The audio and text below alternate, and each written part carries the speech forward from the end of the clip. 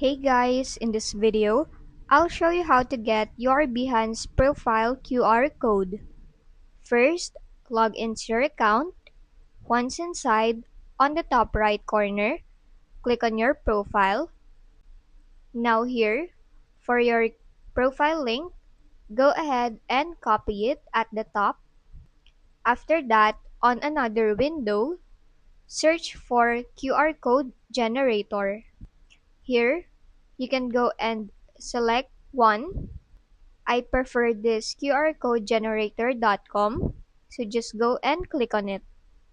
Once inside, just go and enter or paste in your Behance profile link.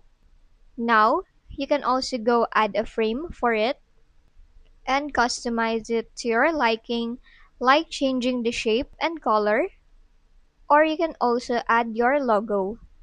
Once done on customizing, click on the download button. Here, you need to sign up. You can go and sign up with Google if you want to. Now, once you've signed up, you can now access your code. So just go and download it and download it again. Now, as you can see, it is now on your device.